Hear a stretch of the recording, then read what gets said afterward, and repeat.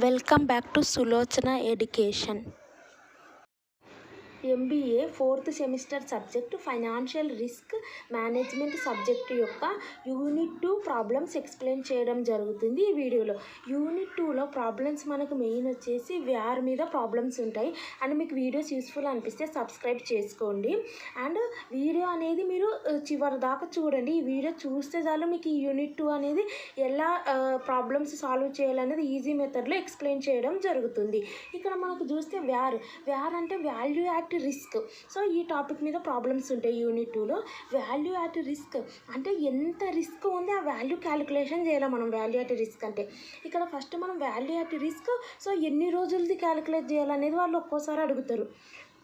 ఇప్పుడు మంత్లీ ఎంత రిస్క్ ఉంది. టీ అంటే number of days in the period. Monthly అంటే ఏంది 30 డేస్. 30 డేస్కు సో కంపెనీలో ఇన్వెస్ట్మెంట్ చేయడం వల్ల నాకు ఎంత రిస్క్ ఉంది 30 డేస్. సో అది అడుగుతారు. అడిగినప్పుడు మనకు డైలీ ఎంత రిస్క్ ఉంది into square root of T. So ఇది ఫార్ములా. ఎప్పుడు అంటే value at risk number of days in the period. So దీనికి సంబంధించిన సమ్ కూడా నేను 1 by 1 ఎక్స్ప్లెయిన్ చేస్తూ వెళ్తాను. అప్పుడు మీకు క్లియర్ ఐడియా వస్తుంది. సో ఫస్ట్ వన్ వచ్చేసి ఏంటంటే వాల్యూ యాట్ రిస్క్ వాళ్ళు నెంబర్ ఆఫ్ డేస్ అంటే వాళ్ళు మంత్లీ అడుగుతారు అనుకో, లేదంటే సెమీ యాన్యువల్లీ 6 monthsకి ఒకసారి. సో 6 monthsకు ఎంత రిస్క్ ఉంటుంది సో కంపెనీలో నేను ఇన్వెస్ట్ చేయడం వల్ల అంటే సో అప్పుడు ఈ ఫార్ములా ఉపయోగించాల్సి ఉంటుంది. Value at risk daily into square root of T. దీనికి సంబంధించిన ప్రాబ్లం చూద్దాం. ఇక్కడ చూడండి problems on VaR. If the daily value daily వచ్చేసి $12,500 రిస్క్ ఉందంట. Calculate the. ఇప్పుడు డైలీ వాళ్ళు ఇచ్చినారు. వీళ్ళు ఏమంటున్నారు weekly, monthly, semi annually. Semi annual అంటే ఏంది సంవత్సరానికి 2 అంటే 6 months రిస్క్ ఎంత, వీక్లీ ఎంత, మంత్లీ ఎంత, యాన్యువల్ ఎంత వాల్యూ యాట్ రిస్క్ అనేది అడుగుతున్నారు వాళ్ళు. వీళ్ళు డైలీది ఇచ్చినారు, మననేమో వీక్లీ, మంత్లీ, సెమీ యాన్యువల్ ఎంత, యాన్యువల్లీ ఎంత అనేది మనల్ని అడుగుతున్నారు. సో వీళ్ళు ఏమన్నట్టు assume 250 days and 50 weeks per year. అంటే ఒక సంవత్సరంలో 250 days అండ్ 50 weeks ఉంటే అప్పుడు మనము వ్యార్ అనేది వీక్లీ ఎంత, మంత్లీ ఎంత, సెమీ యాన్యువల్ ఎంత, యాన్యువల్ ఎంత అనేది అడుగుతున్నారు. సో మనకు అదంతా అవసరం లేదు. వాళ్ళు ఏమడిగినారు వీక్లీ, మంత్లీ, సెమీ యాన్యువల్. ఈ రకంగా అయినప్పుడు మనం ఏం చేయాలంటే ఫస్ట్ వచ్చేసి calculation of VaR on weekly basis. First weekly కనుక్కుందాం. వీక్లీ అంటే ఫార్ములా ఏం చెప్పినా మీకు VaR daily into square root of T. ఇప్పుడు చూడండి వ్యార్ డైలీ వాళ్ళు ఇచ్చినారు కదా 12,500. ఫస్ట్ ఫార్ములా మీరు రాయాల్సి ఉంటుంది. ఈ 12,500 ఇంటూ ఫార్ములా ఏంది మనకు square root of T. So into square root of T. T అంటే ఏంటంటే number of days in the period. So ఇక్కడ మనం చూస్తే ఎంత మనకు 250 days ఉంది. టోటల్ ఇన్ ఇయర్లో వెళ్ళి ఎంత అజ్యూమ్ చేసుకోమన్నా 250 days అన్నారు. డివైడెడ్ బై మనకెంతది కావాలా వీక్లీది కావాలా. సో వీక్లీది కావాలి కాబట్టి వీక్లీ టోటల్ వీక్స్ మనకి ఎంత ఇచ్చినారు ఇక్కడ 50 weeks ఇచ్చినారు. సో డివైడెడ్ బై 50 చేయవలసి ఉంటుంది. ఇది చేస్తే మనకు టీ వస్తుంది. ఇదేమో మన ఫార్ములా ప్రకారంగా వ్యార్ డైలీ అంటే వాళ్ళు ఇచ్చినది ఇంటూ రూట్ టీ. ఈ టీ ఎలా వస్తుందంటే టోటల్ డేస్ ఎంత 250 డివైడెడ్ బై మనకి ఎంత వీక్లీ అంటే మనకి ఎంత 50 weeks ఉన్నాయి. ఈ 50 weeksది అంటే ఈ 50 weeks మనం కింద పెడితే మనకి వీక్లీ ఎంత వస్తుంది అనేది తెలుస్తుంది. సో ఇది ఇప్పుడు నెక్స్ట్ వన్ సింపుల్. ఇక్కడ మంత్లీ అన్నారు కదా 12,500 కామన్ ఇంటూ ఇప్పుడు మనకు టోటల్ డేస్ ఎంత 250 days కదా 250 మీద రాయాలా. వీళ్ళు ఎంత అడుగుతున్నారు మంత్లీది అడుగుతున్నారు కదా. డివైడెడ్ బై మంత్లీ అంటే మనకు ఇప్పుడు వీక్లీ అన్నారు కాబట్టి సంవత్సరంలో ఎన్ని వీక్స్ ఉంటాయి 50. ఇప్పుడు మంత్లీ అన్నారు కాబట్టి సంవత్సరంలో ఎన్ని నెలలు ఉంటాయి 12 నెలలు కదా. కింద 12 రాయాలి. సో ఇది డివైడెడ్ బై ఇది చేస్తే సమ్ వాల్యూ వస్తుంది. దీనికి రూట్ అప్లై చేస్తే ఇది డివైడెడ్ బై ఇది చేస్తే 21 వస్తుంది. ఈ 21కి రూట్ అప్లై చేస్తే సమ్ వాల్యూ వస్తుంది. ఇది ఇంటూ చేస్తే వస్తుంది. ఇది మీకు క్యాలిక్యులేషన్ చేసుకోవడం వస్తుంది కాబట్టి ఎలా క్యాలిక్యులేషన్ చేస్తారు అనేది జస్ట్ అవేర్నెస్ ఇస్తున్నా అంతే. సో 12,500 ఇంటూ ఇప్పుడు మనకు 250 days ఉన్నాయి. వీళ్ళు ఎంత అడుగుతున్నారు సెమీ యాన్యువల్ అంటున్నారు. అంటే 6 months అడుగుతున్నారు. యాన్యువల్ అంటే 12 months కదా. సో సెమీ యాన్యువల్ అంటే 6 మంత్స్ది అడుగుతున్నారు.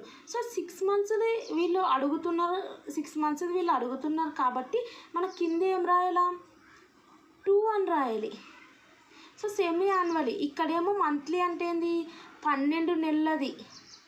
సో సెమీ యాన్యువల్ అంటే ఏంది, సంవత్సరానికి 2 సార్లు 2. సో వీక్లీ అంటున్నారు కాబట్టి టోటల్ వీక్స్ ఎంత 50. సో మంత్లీ అంటున్నారు కాబట్టి టోటల్ మంత్స్ ఎంత 12. సెమీ యాన్యువల్ కాబట్టి వాళ్ళే అన్నారు సెమీ యాన్యువల్ 2. నెక్స్ట్ వన్ వచ్చేసి యాన్యువల్ బేసిస్ అన్నారు. యాన్యువల్ బేసిస్ అంటే 12,500 ఇంటూ 250 మీద common total number of days. ఒకవేళ వాళ్ళు ఇవ్వకపోతే 365 డేస్ రాసుకోవాలి. డివైడెడ్ బై యాన్యువల్ అన్నారు. యాన్యువల్ అంటే ఏంది, సో డివైడెడ్ బై యాన్యువల్ అంటే సంవత్సరం ఒకటే, సంవత్సరం ఒకటి, semi annual 2, monthly 12 months, weekly 50 weeks. మీదనేమో 250 కామన్, 12,500 ఇది ఫార్ములా. సో ఫస్ట్ మీరు calculation of VaR and weekly basis అని ఈ ఫార్ములా రాయాలి. వేర్ డైలీ ఇంటూ ఇది రకంగా రాయండి. రాసినాక ఇదెంత 12,500 ఇంటూ రూట్ టీ అంటే ఏంది టోటల్ నెంబర్ ఆఫ్ డేస్. వీక్లీది క్యాలిక్యులేట్ చేస్తే total number of days divided by weekly అన్నారుగా టోటల్ వీక్స్ కింద రాయాలి. సో మంత్లీ అంటే టోటల్ మంత్స్ ఇలా రాయాలి. సెమీ యాన్యువల్ అంటే 2 రాయాలి. సో యాన్యువల్ అంటే 1 రాయాలి. మీది ఇది మారదు. సో ఈ రకం క్యాలిక్యులేషన్ చేస్తే ఇది సింపుల్, మీకు క్యాలిక్యులేషన్ ఈజీ కదా. 250 డివైడెడ్ బై ఇది చేస్తే మీకు ఒకవేళ ఇది చూడండి కదా, 250/50 చేస్తే 5 వస్తుంది. ఈ 5కి రూట్ అప్లై చేస్తే సమ్ వాల్యూ వస్తుంది. దాన్ని 12,500 మల్టిప్లై చేయాలి. ఇది క్యాలిక్యులేషన్ ప్రొసీజర్. అండ్ నెక్స్ట్ ఇది ఎప్పుడు ఉపయోగపడుతుంది ఈ ఫార్ములా వచ్చేసి చూడండి, value at risk first formula ఎప్పుడు, సో డైలీది ఇచ్చి వాళ్ళు మంత్లీది, వీక్లీది, లేదంటే ఇయర్లీది, సెమీ యాన్యువల్ ఇది సో క్యాలిక్యులేషన్ చేయమన్నప్పుడు ఈ ఫార్ములా ఉపయోగపడుతుంది. ఫస్ట్ ఫార్ములా అది. సెకండ్ టాపిక్ వచ్చేసి VaR of the portfolio. So ఫస్ట్ది ఏమో మనము వేర్ వచ్చేసి సో డైలీది వాళ్ళు ఇచ్చినప్పుడు వీక్లీది ఎట్లా, మంత్లీది ఎట్లా క్యాలిక్యులేషన్ చేయాలా, సో వాళ్ళు అట్లా అడిగినప్పుడు ఈ ఫార్ములా. సెకండ్ వన్ వచ్చేసి ఒక పోర్ట్ఫోలియో ఇస్తారు. Portfolio means collection of investments. So portfolio అంటే ఏంటంటే డిఫరెంట్ వాటిట్లో మనం ఇన్వెస్ట్మెంట్ చేస్తాం. సో అవన్నిటి కలిపితే టోటల్ ఆ పోర్ట్ఫోలియోకి ఎంత రిస్క్ ఉందని తెలియడానికి ఈ సెకండ్ మెథడ్ అనేది మనం యూజ్ చేస్తాం. ఇది ఫార్ములా సింపుల్. ఇందులో మనకు 2 ఉంటాయి, సిగ్మా. ఇప్పుడు ఒక పోర్ట్ఫోలియో యొక్క రిస్క్ మెజర్ చేసేదే సిగ్మా. డబ్ల్యూ అంటే ఏంటంటే వెయిట్, అంటే ఒక్కొక్క అసెట్లో నువ్వు ఎంత పోర్షన్ అలొకేట్ చేసినావు అనేదాన్ని డబ్ల్యూ అంటారు. సో సిగ్మా అంటే వాటి యొక్క ఆ పోర్ట్ఫోలియో యొక్క రిస్క్. సో అసెట్ 1 ఎంత, అసెట్ 2 ఎంత ఉంది, టోటల్ పోర్ట్ఫోలియో ఎంత రిస్క్ ఉన్నది క్యాలిక్యులేషన్ చేసేది సెకండ్ టాపిక్. సో ఇందులో మనకు ఈ ఫార్ములా సింపుల్, మనం ఈజీగా గుర్తుపెట్టుకోవచ్చు. ఈ ఫార్ములాలో మెయిన్ మనకు గుర్తుపెట్టుకోవాల్సిన పాయింట్స్ డబ్ల్యూ, సిగ్మా, ఈ 2 దాంట్లతో ఫార్ములా ఉంటుంది వేర్. సో పోర్ట్ఫోలియోకు అంటే బాండ్స్లా, స్వాప్లా, ఆప్షన్స్లా ఇట్లా డిఫరెంట్ దాంట్లో ఇన్వెస్ట్మెంట్ చేసి వీటి యొక్క రిస్క్ ఎంత, పోర్ట్ఫోలియో రిస్క్ అన్నప్పుడు ఈ ప్రొసీజర్ ఉపయోగించాలి ఈ ఫార్ములా. ఇందులో మనకు ఉండేది 2, ఇది. సో ఫస్ట్ అసెట్కి ఎంత రిస్క్ ఉంది సిగ్మా 1, ఫస్ట్ అసెట్లో ఎంత అలొకేట్ చేసినావు W1. సో ఫస్ట్ది ఇది స్క్వేర్ చేయాలి. సెకండ్ వన్ వచ్చేసి సిగ్మా 2 స్క్వేర్, సెకండ్ అసెట్లో ఎంత రిస్క్ ఉంది, సో రిస్క్ అంటేనే సిగ్మా అని అర్థం. సో ఇక్కడ W2 square. So sigma 2 square, sigma అంటే స్టాండర్డ్ డేవియేషన్, సిగ్మా స్క్వేర్ అంటే వేరియన్స్. పోర్ట్ఫోలియో యొక్క రిస్క్ ఈ సిగ్మా స్క్వేర్ అంటే వేరియన్స్. ఈ వేరియన్స్ ఎక్కువ ఉందంటే సో ఆ పర్టికులర్ అసెట్లో ఏదైతే ఇన్వెస్ట్ చేసినామో దానికి రిస్క్ ఎక్కువ ఉందని అర్థం. సో కాబట్టి ఈ రిస్క్ మెజర్ చేసేదాన్నే సిగ్మా అంటారు. డిఫరెంట్ వేస్ ఉంటాయి, కానీ ఇది వన్ ఆఫ్ ద దీంతో కూడా మనం రిస్క్ అనేది మెజర్ చేస్తాం. సో ఇది 2 స్క్వేర్ ప్లస్ ఇప్పుడు 3 అసెట్స్ ఉన్నాయనుకో, థర్డ్ అసెట్ యొక్క రిస్క్ ఆ దాంట్లో ఎంత పోర్షన్ ఆఫ్ ఇన్వెస్ట్మెంట్ చేసినామనేది ఇది. సో స్క్వేర్స్, ఇది ఫార్ములా ఎలా గుర్తుపెట్టుకోవాలంటే డబ్ల్యూ సిగ్మా. సో వాళ్ళు 3 అసెట్స్ ఇచ్చినారనుకో, sigma 1 W1 plus sigma 2 W2, sigma 3 W3 whole స్క్వేర్లు పెట్టుకోవాలి. ఇది ఫార్ములా. ప్లస్ 2 ఇంటూ ఫస్ట్ వచ్చేసి ఇక్కడ మనం గుర్తుపెట్టుకోవాల్సింది అంటే ఈ ఫస్ట్ పార్ట్కి సెకండ్ పార్ట్లో ఉన్న డబ్ల్యూలు తీసుకోవాలి. అంటే ఇక్కడ ఉండేది W1 W2. So first పార్ట్కు second పార్ట్కి కాబట్టి ఓన్లీ ఒక సిగ్మానే తీసుకోవాలా. ఆ సిగ్మా ఫస్ట్ పార్ట్కు సెకండ్ పార్ట్కి కాబట్టి ఇదంతా ఫస్ట్ది ఇదంతా సెకండ్ది అంటే 1 2 అని పెట్టుకోవాలా. ప్లస్ నెక్స్ట్ 2 3 తీసుకోండి. 2 3లోన డబ్ల్యూలు మాత్రమే తీసుకోవాలా. W2 W3 ఇది సెకండ్ది థర్డ్ది కాబట్టి సిగ్మా 2 3 అని పెట్టుకోవాలి. ఫార్ములా ఎలా గుర్తుపెట్టుకొని చెప్తున్నా ఇక్కడ. నెక్స్ట్ వచ్చేసి 1 3 మధ్యలో ఫస్ట్ ఏమో 1 2 నెక్స్ట్ 2 3 ఇప్పుడు 1 3. సో 1 3 మళ్ళీ 3 1 అనొద్దు 1 3. సో ఈ 1 3లో ఉన్న డబ్ల్యూలు తీసుకుంటే W1 W3. సో 1 3 కాబట్టి ఇక్కడ సిగ్మా 1 3. సో మనం 3 1 అనుకుంటే ఇక్కడ 3 1 వస్తుంది కాబట్టి ఫస్ట్ ఏదైతే ఉందో దాంతో తీసుకోవాలి. దీనికి నెక్స్ట్ ఈ రెండింటికి అండ్ నెక్స్ట్ వన్ వచ్చేసి దీనికి. సో ఈ రకంగా ఫార్ములా గుర్తుపెట్టుకోండి. ఇది ఫార్ములా. ఇందులో మనకు దీనికి సంబంధించిన సమ్ చూద్దాం. ఇక్కడ మనకు కావాల్సింది ఏంటంటే సిగ్మా 1 స్క్వేరు సిగ్మా W ఈ వాల్యూస్ తెలిస్తే ఇది చేయగలుగుతాం. సో ఇక్కడ మనకు కావాల్సిన ఒక సమ్ చూద్దాం. మీకు క్లియర్ ఐడియా వస్తుంది. A portfolio has 3 assets with market values. Portfolio అంటేనే కలెక్షన్ ఆఫ్ ఇన్వెస్ట్మెంట్స్ అని చెప్పినా కదా. 3 అసెట్స్లో ఇన్వెస్ట్మెంట్ చేస్తున్నారు. స్టాక్లా, బాండ్లా, కరెన్సీ స్వాప్లా. స్టాక్లోనేమో 40 lakhs, బాండ్స్లోనేమో 1 crore 70 lakhs, స్వాప్లోనేమో 20 lakhs ఇన్వెస్ట్మెంట్ చేస్తున్నారు. ఇక the variance covariance matrix is below. So ఇక్కడ వచ్చేసి వేరియన్స్ అంటేనే ఏం చెప్పినాను, రిస్క్ మెజర్ చేసేదే వేరియన్స్ అన్నారు. సో వేరియన్స్ అంటే సిగ్మా స్క్వేర్ అంటారు. సిగ్మా అంటే స్టాండర్డ్ డీవియేషన్. సో వేరియన్స్ అంటే రిస్క్ మెజర్ చేస్తున్నారు ఇక్కడ. సో స్టాక్లో ఎంత రిస్క్ ఉంది, బాండ్లో ఎంత రిస్క్ ఉంది, స్వాప్లో ఎంత రిస్క్ ఉంది అనేది వీళ్ళు ఇక్కడ ఇచ్చినారు వేరియన్స్కి సంబంధించింది. సో వీళ్ళు ఏం ఫైండ్ అవుట్ చేయమంటారు, you are required to find value at risk of the portfolio యొక్క రిస్క్ ఫైండ్ అవుట్ చేయమంటారు. అంటే వాల్యూ అట్ రిస్క్ అంటే వ్యార్ ఆఫ్ ద పోర్ట్ఫోలియో. వాళ్ళే క్లియర్గా అన్నారు 3 అసెట్స్లో ఇన్వెస్ట్మెంట్ చేసినారు, వాటి యొక్క రిస్క్ వీళ్ళు అడుగుతున్నారు వ్యార్ of the portfolio. So first ఈ రకంగా అయినప్పుడు ఫస్ట్ మనం ఏం చేయాలంటే ఫస్ట్ ప్రొసీజర్ వచ్చేసి మనం ఫార్ములా రాసుకోవాల్సి ఉంటుంది. సో ఫార్ములా వచ్చేసి ఇక్కడ చూడండి, ఫార్ములా వచ్చేసి ఇది ఆల్రెడీ చెప్పడం జరిగింది కదా ఎలా గుర్తుపెట్టుకున్నాం.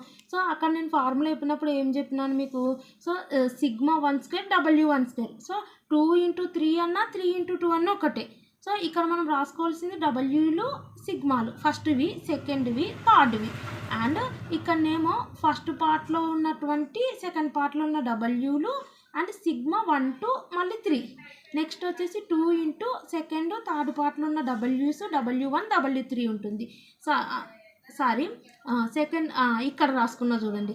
సో సెకండ్ పార్ట్లో ఉన్న థర్డ్ పార్ట్లో ఉన్న డబ్ల్యూలు అంటే W2 W3 ఉంటుంది. అండ్ 2 3 కాబట్టి సిగ్మా 2 3 2.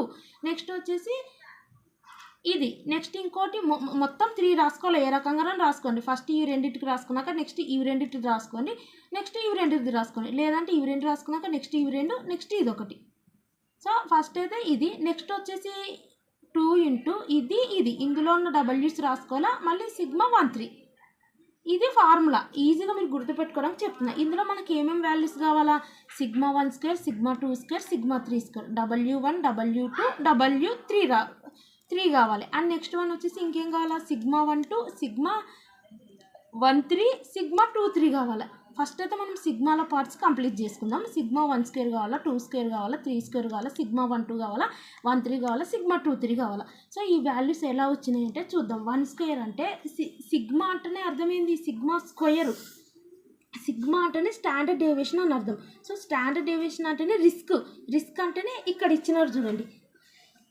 సో ఇక్కడ వేరియన్స్ అంటే ఏంది, సిగ్మా స్క్వేర్.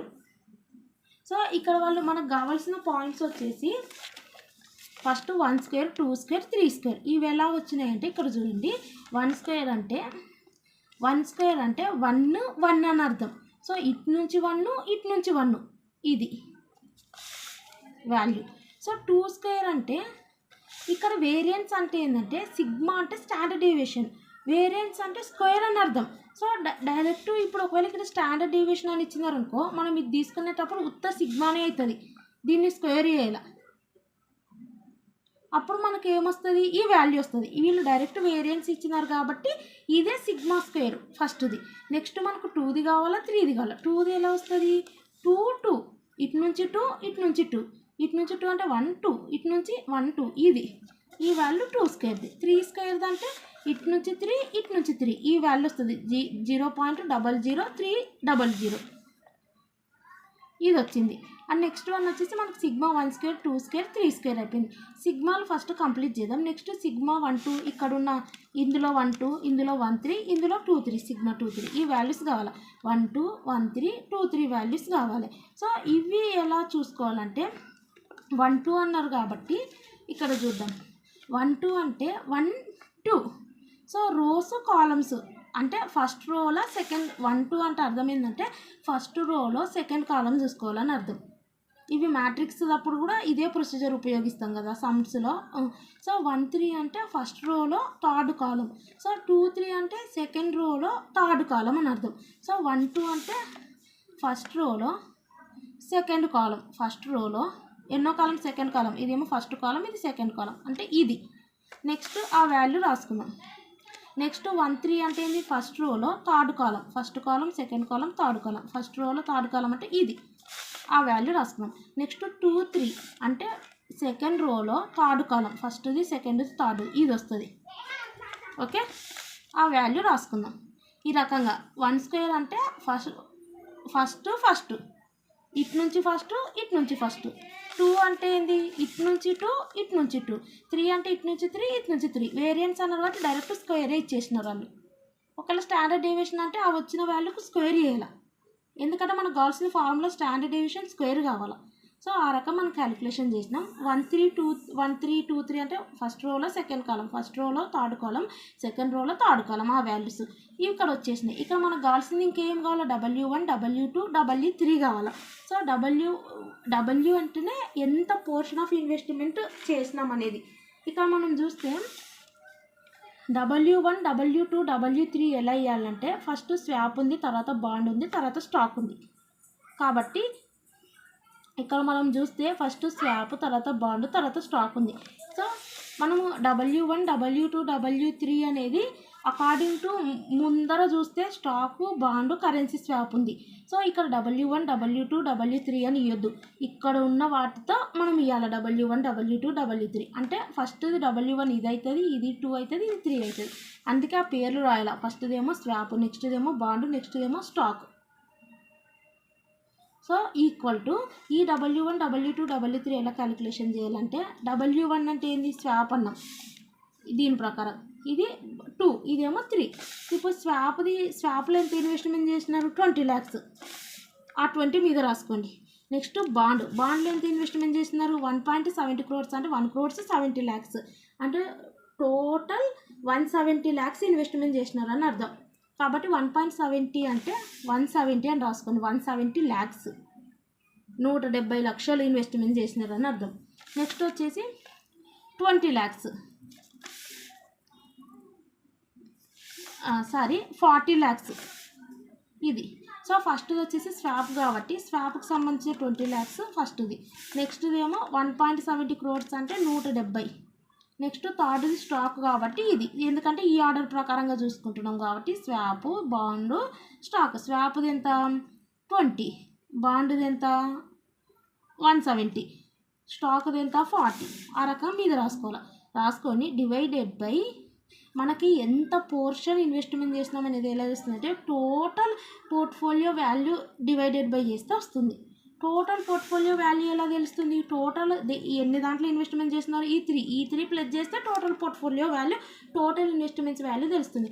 1.70 అంటే 1 crore 70 lakhs ప్లస్ 40 lakhs చేస్తే మనకు 2 crores 10 lakhs వస్తుంది. ఇంకా 20 lakhs ఉన్నాయి అంటే 2 crores 30 lakhs వస్తుంది. 2 crores 30 lakhs అంటే 230 230 లక్షలు. సో కింద 230 రాయాలి అంటే total investments value divided by ఆ స్వాప్ది, టోటల్ ఇన్వెస్ట్మెంట్ డివైడెడ్ బై ఆ బాండ్ది, టోటల్ ఇన్వెస్ట్మెంట్స్ ఆ వాల్యూ కింద, మీదనేమో అది 40ది. సో ఆ రకంగా మనం చేస్తే 20 డివైడెడ్ బై 230 వేస్తుంది, 170 డివైడెడ్ బై 230 వేస్తుంది, 40 డివైడెడ్ అంటే ఇక్కడ ఉన్నది ఇక్కడ చూసుకోవాలి. ఇక్కడ కింద మాత్రం టోటల్ ఇన్వెస్ట్మెంట్ వాల్యూ ఉండాలి. సో ఈ W1 W2 W3ది కూడా ఇక్కడున్న దాన్ని బట్టి ర్యాంక్ ఎలా స్వాప్ 1, తర్వాత బాండ్, తర్వాత స్టాక్ ఇక్కడ ఏ రకంగానే ఉండని. కాబట్టి దీనికి నువ్వు W1 అని వేసినావు కదా, దీనికి సంబంధించి స్వాప్ అని పేరు రాయాలి ఈక్వల్ టు అని. ఈ స్వాప్ వాల్యూ ఎంత ఉంది ఇక్కడ, బాండ్ వాల్యూ ఎంత ఉంది ఇక్కడ, స్టాక్ వాల్యూ ఎంత ఉంది ఇక్కడ. ఈ రకం మనం క్యాలిక్యులేషన్ చేస్తే ఇది వస్తుంది. నెక్స్ట్ ఫార్ములాలో ఈ వాల్యూస్ ఇన్సర్ట్ చేయాలి. ఫస్ట్ వచ్చేసి W1² కదా, W1² అంటే W1 అంటే ఇది, దీనికి స్క్వేర్ చేయాలి. నెక్స్ట్ σ1² అంటే డైరెక్ట్ σ1² ఉంది, సో అది రాసినాం. ప్లస్ నెక్స్ట్ వచ్చేసి W2² అంటే ఇది స్క్వేర్ చేసినాం. నెక్స్ట్ వచ్చేసి σ2² అంటే ఆల్రెడీ స్క్వేర్ ఉంది కాబట్టి ఇంకా మళ్ళీ స్క్వేర్ చేయాల్సిన అవసరం లేదు, ఆ వాల్యూ రాసుకున్నాం. ప్లస్ నెక్స్ట్ వచ్చేసి W3² అంటే దీన్ని హోల్ స్క్వేర్. నెక్స్ట్ σ3² అంటే ఆల్రెడీ 3² వాల్యూ కాబట్టి డైరెక్ట్ రాసుకుందాం. ప్లస్ 2 ఇంటూ ఇందులో ఉన్న డబ్ల్యూలు రాసుకోవాలన్న ఈ పార్ట్లో ఉన్న డబ్ల్యూస్, సో డబ్ల్యూస్ రాసుకోవాల్సి ఉంటుంది. కాబట్టి ఇక్కడ ఉండేటి మనం చూసుకుందాం కన్ఫ్యూజ్ కాకుండా. ఫస్ట్ వచ్చేసి ఫస్ట్కు సెకండ్కి కదా, ఫస్ట్కు సెకండ్కి అంటే ఇవి రెండింటివి వాల్యూస్ రాసుకోండి. అండ్ ఈ రెండింటికి ఇంకోటి σ12 ఇది ఇక్కడ. నెక్స్ట్ ప్లస్ 2 ఇంటూ నెక్స్ట్ 2ది 3ది రాసుకుంటారు, సో ఏ రకంగా రాసుకోవచ్చు. నేను నెక్స్ట్ 2ది 3ది కూడా రాసుకోవచ్చు. 1 2 అయిపోయింది కదా, నెక్స్ట్ 2 3 రాసుకున్నప్పుడు చూడండి కదా, ప్లస్ 2 ఇంటూ 2 3 ఈ రెండు వాల్యూస్, మళ్ళీ 2 3కి ఇది ప్లస్ ఇంకోటి నేను ఇక్కడ ఏం రాసిన అంటే 1 2 2 3 1 3 కదా. సో ఫస్ట్ 1 2 రాసుకున్నాక నెక్స్ట్ 1 3 రాసుకొని తర్వాత 2 3 రాసుకుని ఏ రకంగా రెండు రాసుకోవచ్చు. సో 1 3 అంటే ఇది, 2 ఇంటూ 1 ఇది, 3 అంటే ఇది, ఈ 1 3కి ఇది. సో నేను ఎలా రాసుకున్నానంటే ఫస్ట్ 1 2కి తర్వాత 1 3కి 2 3కి రాసుకున్నాను. మీరు ఈ రకంగా కూడా రాసుకోవచ్చు. 1 2ది రాసుకున్నాక 2 3ది అంటే ఇది ఫస్ట్ రాసుకొని నెక్స్ట్ 1 3ది రాసుకోవచ్చు. నెక్స్ట్ వచ్చేసి ఇక్కడ చూడండి, దీన్ని స్క్వేర్ చేస్తే ఈ వాల్యూ వచ్చింది, ఇది అట్లనే రాసుకోండి. ప్లస్ దీన్ని స్క్వేర్ చేస్తే ఈ వాల్యూ వచ్చింది, ఇది అట్లనే రాసుకోండి. ప్లస్ దీన్ని స్క్వేర్ చేస్తే ఈ వాల్యూ వచ్చింది, దీన్ని ఇట్లనే రాసుకోండి. ప్లస్ నెక్స్ట్ ఏం చేస్తారంటే ఇక్కడ ప్లస్ ఉంది, ఇక్కడ మైనస్ ఉంది కదా, ప్లస్ ఇంటూ మైనస్ కదా, మైనస్ రాసుకొని ఇవన్నిటిని ఇంటూ చేయండి. 2 ఇంటూ ఇది, నెక్స్ట్ ఇంటూ ఇది 0.73 ఇంటూ ఇదంతా 0 ఇంటూ 0 0 0 8 అదంతా ఇంటూ చేస్తే మీకు ఇది వస్తుంది. ప్లస్ నెక్స్ట్ ఇది ఫస్ట్ 2 ఇంటూ ఇది వేయండి, నెక్స్ట్ ఇంటూ ఇది, నెక్స్ట్ ఇంటూ ఇది వేయండి, చేస్తే ఇది వస్తుంది. నెక్స్ట్ ఇక్కడ మైనస్ ఉంటే అర్థమైంది, ఈ 3 ఇంటూ వేసి తర్వాత మైనస్ ఉంది కాబట్టి ఈ 3 ఇంటూ వేసినాక ఇందులోకి మైనస్ చేయాలని కాదు అర్థము. 2 ఇంటూ -3 అంటే ఏంది, 2 ఇంటూ 3 వేస్తే 6 వస్తుంది, -6 వస్తుంది అట్లా. కాబట్టి ఇవన్నీ ఇంటూ వేయాలి. సో ప్లస్ ఇంటూ ఇక్కడ మైనస్ ఉంది అంటే మైనస్ వస్తుంది అంతే. 2 ఇంటూ -3 అంటే అర్థమైంది, 2 ఇంటూ 3 వేస్తే 6 వస్తుంది, మైనస్ ఉంది కాబట్టి -6 వస్తుంది. అట్లనే ఇవన్నీ ఇంటూ వేస్తే వాల్యూ వస్తుంది, ఇక్కడ మైనస్ ఉంది కాబట్టి మైనస్ ఆ వాల్యూ వస్తుంది అంతే, మైనస్ ఆ వాల్యూ వచ్చింది. ఓకే ఇది. అండ్ నెక్స్ట్ వన్ వచ్చేసి ఇవి 2 ఇంటూ వేస్తే ఇది వస్తుంది, ఇవి 2 ఇంటూ వేస్తే ఇది వస్తుంది, ఇవి 2 ఇంటూ వేస్తే ఇది వస్తుంది. నెక్స్ట్ ఇవన్నీ యాస్టీజ్ రాసుకోండి, ఇక్కడ మైనస్ ఇది.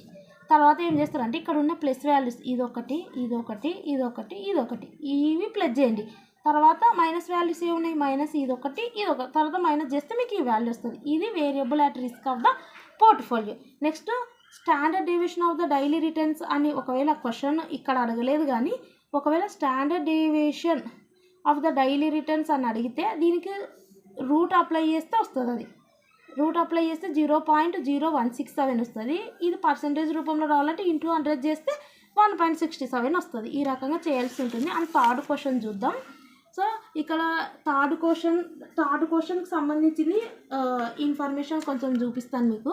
ఇక్కడ చూడండి, variable at risk with 95% confidence level. ఫస్ట్దేమో వాళ్ళు డైలీ వేరియబుల్ అట్ రిస్క్ ఇచ్చి మంత్లీ వీక్లీ సో ఆ రకం క్యాలిక్యులేషన్ చేయమన్నప్పుడు అది. సెకండ్దేమో ఒక పోర్ట్ఫోలియో అంటే ఒక 2 పోర్ట్ఫోలియో అంటే ఏంది, ఒక్కటి కంటే ఎక్కువ ఉండడం, 2 అసెట్స్ లేదంటే 3 అసెట్స్. 2 అసెట్స్ ఉన్నప్పుడు కూడా ఎలా వస్తుంది, ఇవి 2 సో ఇది రాదు అంతే కదా, ఇది రాదు. అప్పుడు ఏమొస్తుంది, ఇవి 2 ఉన్నాయి కాబట్టి ఇవి రెండిట్లో ఉన్న వాల్యూస్ తీసుకుంటే ఇది ఒకటి మాత్రం వస్తుంది. ఓకే. నెక్స్ట్ చేయనికి ఉండదు కదా ఈ రెండిటికి ఇది, నెక్స్ట్ ఇది రాదు కదా, రెండే ఉన్నాయి కాబట్టి ఇవి రెండు ఇది వస్తుంది. 3 ఉన్నప్పుడు ఈ రకంగా వస్తుంది. నెక్స్ట్ ఇక్కడ వచ్చేసి VaR with 95% confidence level. In the ప్రాబ్లంలా 95% కాన్ఫిడెన్స్ లెవెల్ అని ఇస్తే, ఇంకోటి పోర్ట్ఫోలియో వాల్యూ ఇస్తే ఇది. ఓకే. సో ఇక్కడ వచ్చేసి పోర్ట్ఫోలియో వాల్యూ ఇచ్చి 95% కాన్ఫిడెన్స్ లెవెల్ అని ఇచ్చి వేరియబుల్ అట్ రిస్క్ క్యాలిక్యులేషన్ చేయమంటే ఇది. సో ఇక్కడ కూడా మనకు చూస్తే పోర్ట్ఫోలియో వాల్యూ ఇక్కడ ఇచ్చినారు. సో ఆ పోర్ట్ఫోలియోకి రిస్క్ కనుక్కోమన్నారు. ఇక్కడ మాత్రం 95% కాన్ఫిడెన్స్ లెవెల్లో వేరియబుల్ అట్ రిస్క్ ఎంత ఉంది అన్నప్పుడు ఇది. ఇక్కడ అట్లేమి ఇవ్వలేదు కదా, జస్ట్ పోర్ట్ఫోలియో ఇచ్చినారు, పోర్ట్ఫోలియోకి రిస్క్ కనుక్కోమన్నారు. ఇక్కడ పోర్ట్ఫోలియో ఇస్తారు, అంటే ఆ పోర్ట్ఫోలియో ఇచ్చి ఈ 95% కాన్ఫిడెన్స్ లెవెల్లో రిస్క్ ఎంత ఉంది అన్నప్పుడు ఈ ఫార్ములా ఉపయోగించాలి. ఏంటంటే అది range into time horizon adjustment into value of a portfolio value ఇస్తారు. మనం రేంజ్ టైమ్ హారిజన్ అడ్జస్ట్మెంట్ ఒకటి క్యాలిక్యులేషన్ చేసుకొని ఈ 3 మల్టిప్లై చేస్తే పోర్ట్ఫోలియో వాల్యూకు రేంజ్ టైమ్ హారిజన్ అడ్జస్ట్మెంట్ ఈ 3 మల్టిప్లై చేస్తే మనకు వేరియబుల్ అట్ రిస్క్ వస్తుంది. ఇక్కడ రేంజ్ టైమ్ హారిజన్ అడ్జస్ట్మెంట్ మనం క్యాలిక్యులేషన్ చేయాలి, పోర్ట్ఫోలియో వాల్యూ వాళ్ళే ఇస్తారు. సో రేంజ్ అంటే ఏం లేదు, స్టాండర్డ్ డీవియేషన్ ఇంటూ ఈ 95% కాన్ఫిడెన్స్ అంటే ఎగ్జాంపుల్కి 95 వాళ్ళు ఎంత ఇస్తే అంత, ఆ దానికి table value calculation find out చేయాల్సి ఉంటుంది. అది మన దగ్గర ఏముండదు, ఎగ్జామినర్ ఏమంటారు ఇన్విజిలేటర్ దగ్గర ఉంటుంది. సో ఆ షీట్ మీరు తీసుకోవాల్సి ఉంటుంది, ఆ 95%కి కాన్ఫిడెన్స్ ఇంటర్వెల్ ఎంత అనేది. సో ఇది సో ఆ 95% లేదంటే వాళ్ళు ఎంత ఇస్తే అంత 90, ఆ దానికి టేబుల్ వాల్యూ వాళ్ళు స్టాండర్డ్ డీవియేషన్ ప్రాబ్లంలో ఇస్తారు. అవి రెండు మల్టిప్లై చేస్తే ఈ ఫస్ట్ పార్ట్ రేంజ్ వస్తుంది. టైమ్ హారిజన్ అడ్జస్ట్మెంట్ అంటే నెంబర్ ఆఫ్ ట్రేడింగ్ డేస్, అంటే నెంబర్ ఆఫ్ ట్రేడింగ్ డేస్ అనేది వాళ్ళు ఇస్తారు. ఇవ్వకపోతే స్టాక్ మార్కెట్లో ట్రేడింగ్ డేస్ వచ్చేసి 250 డేస్ ఉంటాయి. ఎందుకంటే స్టాక్ మార్కెట్ వచ్చేసి మండే నుంచి ఫ్రైడే వరకే ఉంటుంది, సాటర్డే సండేలు ఉండవు, అండ్ ఫెస్టివల్స్ కూడా హాలిడే ఉంటుంది. కాబట్టి అవన్నీ కూడా మైనస్ చేస్తే మనకు number of trading days 250 days ఉంటుంది. సో ఆ 250 డేస్ తీసుకోవాలి నెంబర్ ఆఫ్ ట్రేడింగ్ డేస్. ఆ 250 డేస్ ఇంటూ మళ్ళీ ఎన్ని నెంబర్ ఆఫ్ ఏమంటారు ఇయర్స్ నువ్వు ఆ ఇన్వెస్ట్మెంట్ అలాగే హోల్డ్ చేసినావో అది కూడా చేస్తే మనకు టైమ్ హారిజన్ అడ్జస్ట్మెంట్ ఎన్ని నెంబర్ ఆఫ్ డేస్ ఉన్నావు. ఇప్పుడు 1 ఇయర్ ఉన్నావు అనుకో 250 అట్లనే ఉంటుంది. 2 ఇయర్స్ ఉన్నావు అనుకో 250 ఇంటూ 2 చేస్తే ఆ డేస్ వస్తుంది, అది time horizon adjustment. And next one ఇవి రెండు చెప్పినా కదా, వాల్యూ ఆఫ్ పోర్ట్ఫోలియో వాళ్ళు ఇస్తారు. అది 95% confidence level if value of portfolio is given. ఇది చూద్దాం మనం ఈ సమ్ అనేది. ఇక్కడ థర్డ్ సమ్ అదే ఉంది, ఒకసారి చూడండి మీకు క్లియర్ ఐడియా వస్తుంది. ఇక్కడ చూడండి, ABC limited has invested 1000 million portfolio over 2 years అంట. అంటే ఇక్కడ పోర్ట్ఫోలియో వాల్యూ ఎంత, 1000 ఓవర్ 2 ఇయర్స్ పీరియడ్ అట్ చూడండి 95% కాన్ఫిడెన్షియల్ లెవెల్.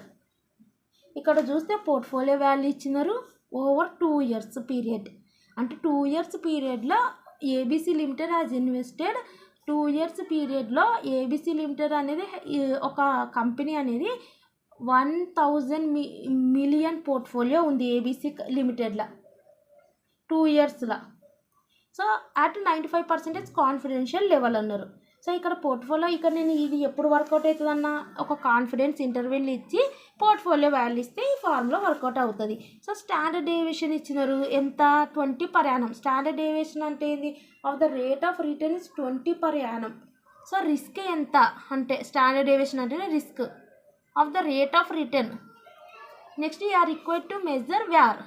సో ఇక్కడ వ్యార్ అన్నారు, పోర్ట్ఫోలియో ఇచ్చినారు, 95% కాన్ఫిడెన్షియల్ ఇంటర్వెల్ అన్నారు, అంటే ఈ ఫార్ములా ఉపయోగించాలని అర్థం. ఫార్ములా ఏంది, range into time horizon adjustment into value of portfolio.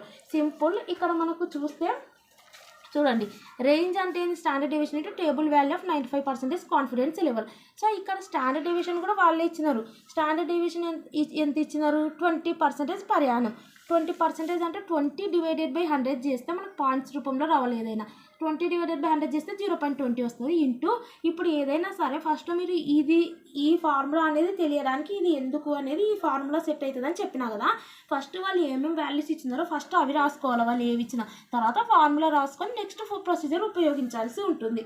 And next ఇక్కడ రేంజ్ అంటే standard deviation into table value of 95% confidence level. Standard deviation 0.20 into table value ఎంత కాన్ఫిడెన్స్ లెవెల్ ఇచ్చినారు 95%.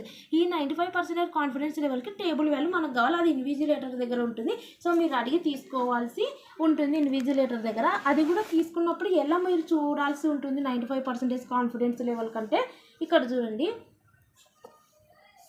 వీళ్ళు ఏమన్నా 95%కి కాన్ఫిడెన్స్ లెవెల్ అన్నారు. సో 100లో నుంచి 95% minus చేస్తే ఎంత ఉంటుంది, 5% ఉంటుంది. 5% అంటే ఏంది, 5/100 చేస్తే ఎంత వస్తుంది, పాయింట్స్ రూపంలో 0.05 వస్తుంది. ఆ 0.05 ఇక్కడ ఎక్కడుంది అనేది జెడ్ క్రిటికల్ వాల్యూస్లో ఉంటుంది.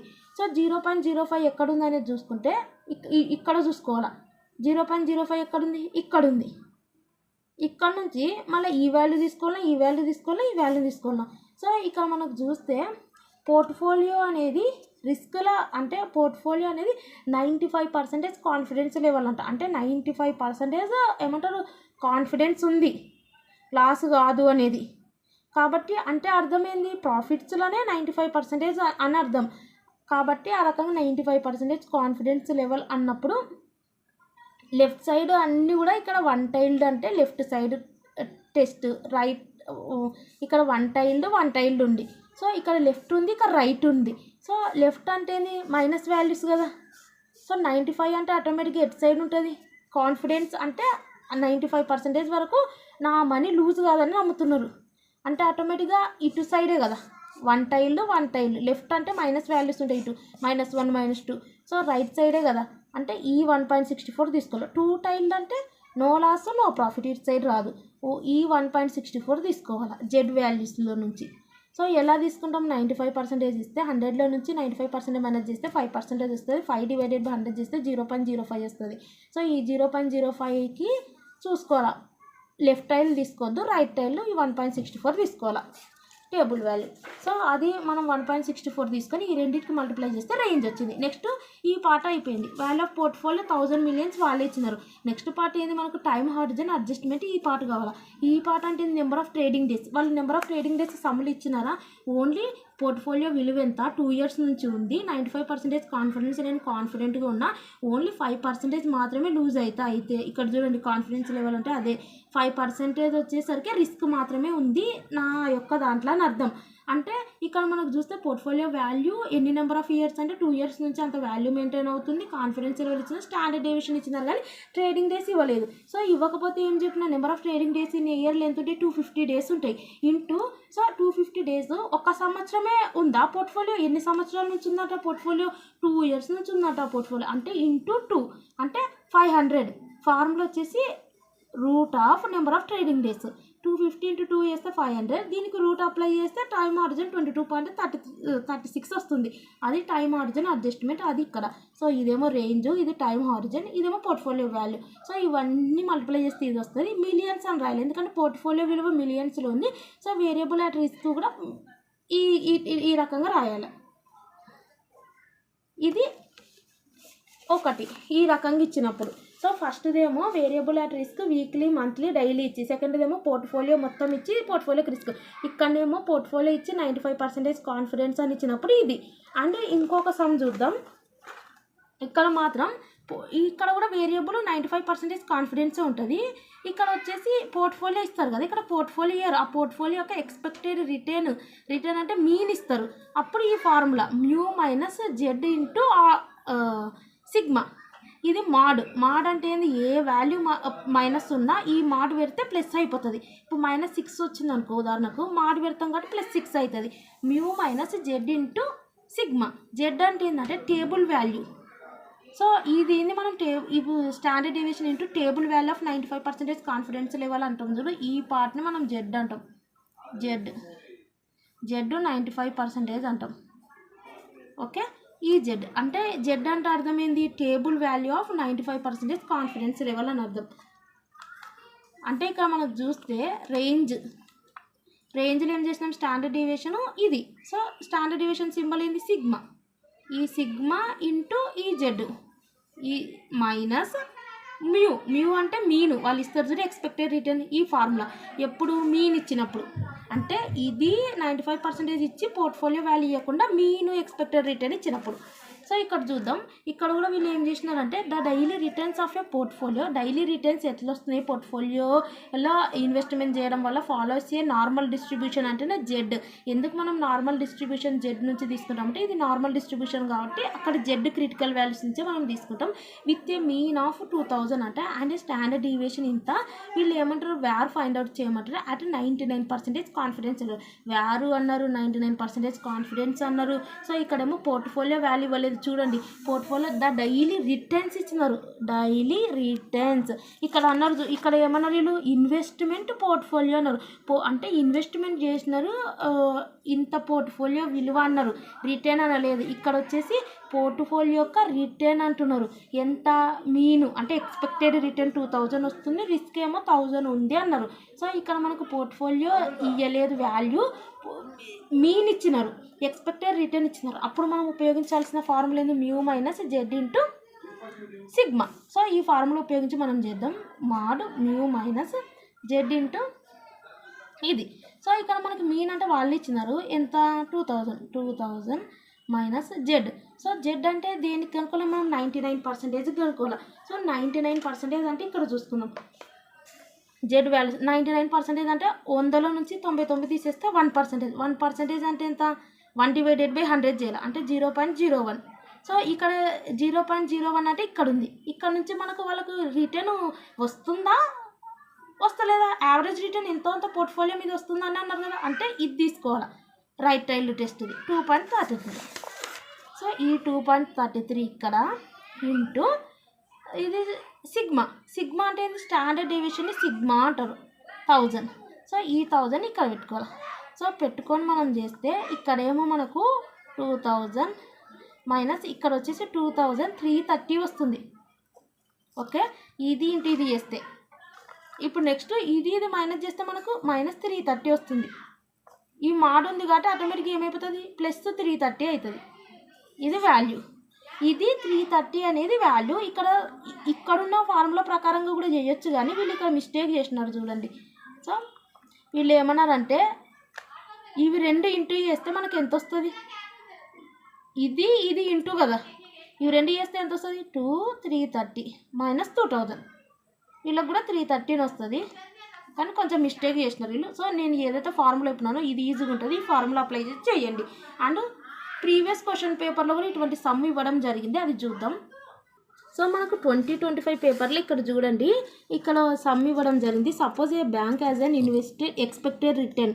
సో ఎక్స్పెక్టెడ్ రిటర్న్ ఇచ్చారు. వొలటిలిటీ అంటే స్టాండర్డ్ డీవియేషన్ అన్నది, వొలటిలిటీ అంటే రిస్క్ 5% అంటే 5/100 చేస్తే 0.05. వేర్ అడుగుతున్నారు, returns are normally distributed, Z score ఇచ్చినారు. సో వేర్ అడుగుతున్నారు, if expected return of the bank 0.3. ఇక్కడ ఎక్స్పెక్టెడ్ రిటర్న్ ఇచ్చినారు, స్టాండర్డ్ డీవియేషన్ ఇచ్చినారు. సో 90 ఇక్కడ జెడ్ అనేది మనం కనుక్కున్నాం ఇంతసేపు, వాళ్ళు జెడ్ ఇచ్చినారు. జెడ్ ఎలా కనుక్కున్నాం 95% కాన్ఫిడెన్స్ ఇంటర్వెల్ అంటే 100లో నుంచి 95 తీసేస్తే 5 వస్తుంది. 5%ని బట్టి ఇక్కడ జెడ్ వాల్యూస్లో మనం కనుక్కున్నాం కదా ప్రొసీజర్, వీళ్ళే డైరెక్ట్ జెడ్ ఇచ్చినారు. ఇప్పుడు మన ఫార్ములా ఏంది, సో ఫార్ములా వచ్చేసి నేను ఆల్రెడీ ఫార్ములా చెప్పడం జరిగింది కదా, ఈ ఫార్ములా. సో ఈ ఫార్ములా ప్రకారంగా చేయాల్సి ఉంటుంది. ఇక్కడ క్లియర్గా సమ్ కూడా ఇవ్వడం జరిగింది వాళ్ళు, ఇక్కడ చూడండి ఈ ఫార్ములా ప్రకారంగా చేయాల్సి ఉంటుంది. ఫార్ములా వచ్చేసి mu minus Z into alpha. ఈ ఫార్ములా ప్రకారం మనం చేయాల్సి ఉంటుంది. వీళ్ళు ఇక్కడ మనకు చూస్తే మ్యూలు 2 ఇచ్చినారు, ఎక్స్పెక్టెడ్ రిటర్న్ 0.1 ఇచ్చినారు. మళ్ళీ ఇక్కడ కూడా if expected return of the bank is 0.3 అని 2 ఇచ్చినారు. సో 2 సార్లు చేయాలి. ఇక్కడ జెడ్ స్కోర్ కూడా ప్లస్ ఇచ్చినారా మైనస్ ఇచ్చినారా, -1.65 ఇచ్చినారు కదా. సో -1.65 ఇచ్చినారు కాబట్టి మన ఫార్ములాలో చిన్న చేంజ్ ఉంటుంది. జెడ్ స్కోర్ ఎప్పుడైనా మైనస్ ఉందనుకో ఇది అనేది ప్లస్ పెట్టుకోవాల్సి ఉంటుంది. ఇక్కడ జెడ్ స్కోర్ మైనస్ ఉంది కాబట్టి ఒకవేళ ప్లస్ ఉంటే ఇది అవసరం లేదు కాబట్టి సేమ్ ఇదే ఫార్ములా. ఫస్ట్ వచ్చేసి if expected return equal to 0.1%తో చేయాలి. అంటే ఇక్కడ మనకు 0.1% అంటే పర్సెంట్ అన్నారు కాబట్టి 0.1% డివైడెడ్ బై 100 చేయాలి. చేస్తే 0.001 వస్తుంది ప్లస్ జెడ్. సో జెడ్ అంటే వాళ్ళు ఇచ్చినారు కదా -1.65 ఇంటూ స్టాండర్డ్ డీవియేషన్ సిగ్మా అంటే వొలటిలిటీ ఎంత 5%. 5 డివైడెడ్ పర్సెంట్ అంటేనే 5 డివైడెడ్ బై 100 0.05.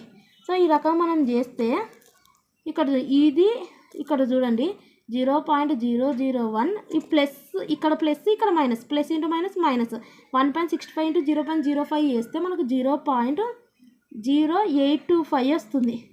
ఇది మాడ్. ఓకే, ఇవి రెండు మైనస్ చేస్తే అంటే 0.001 మైనస్ 0.0825 మైనస్ చేస్తే మనకు మైనస్ 0.0815 వస్తుంది. మాడ్ ఉంది కాబట్టి ఇక్కడ ఉన్న మైనస్ అనేది ఆటోమేటిక్గా ప్లస్ అవుతుంది. సో ప్లస్ అవుతుంది కాబట్టి మనకు 0.0815 వస్తుంది. సో ఇక్కడ పాయింట్స్ ఉంది కాబట్టి పర్సంటేజ్ రూపంలో తెచ్చుకోవాలంటే ఇంటూ 100 చేయాలి.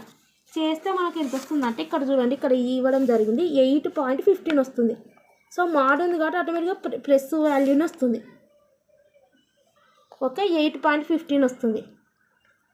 అండ్ నెక్స్ట్ వన్ వచ్చేసి ఇక్కడ if expected return of the bank is 0.3%తో వేయాలి.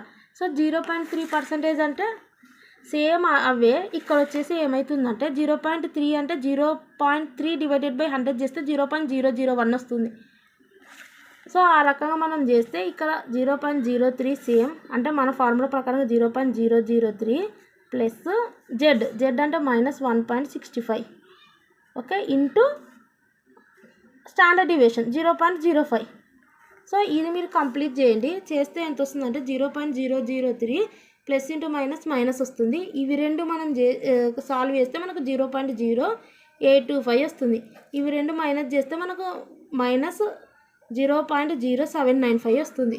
సో మాడ్ ఉంది కాబట్టి ఆటోమేటిక్గా ప్లస్ అవుతుంది కాబట్టి 0.0795 వస్తుంది. అంటే ఇంటూ 100 చేస్తే మనకు పర్సంటేజ్ రూపంలో 7.95 వస్తుంది. సో ఫస్ట్దేమో మనకు 8.15 ఉంది, సెకండ్దేమో 7.95 ఉంది. అంటే మనకు అర్థమైంది ఇక్కడ చూడండి, ఫస్ట్దేమో క్యాలిక్యులేషన్ చేస్తే మనకు 8.15 వచ్చింది. ఇది దీంతో ఎక్స్పెక్టెడ్ రిటర్న్ 0.3%తో క్యాలిక్యులేషన్ చేస్తే మనకు 7.95 వచ్చింది. సో ఏది బెస్ట్? సో ఇక్కడనే మనకు లూజ్ అయింది. రిస్క్ అనేది ఎక్కడ ఎక్కువ ఉంది? ఇక్కడ మనం చూస్తే ఇప్పుడు మనం కనుక్కునేది ఏంది? Variable at risk. సో ఇక్కడనే మనకు రిస్క్ తక్కువ ఉంది, ఎందుకంటే రిటర్న్ ఇక్కడనే ఎక్కువ వచ్చింది కదా.